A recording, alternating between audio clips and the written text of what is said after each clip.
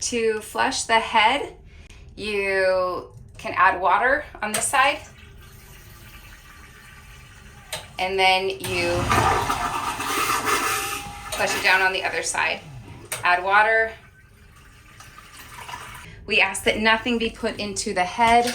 We have toilet paper in here, but definitely put it over into the wastebasket. This is the port side fore cabin, and it still has some of these white garbage bags that are way too big. So we found that these are doggy poop bags, and they are the perfect size. It's just a tiny bit tight, but once they're on, they work perfectly.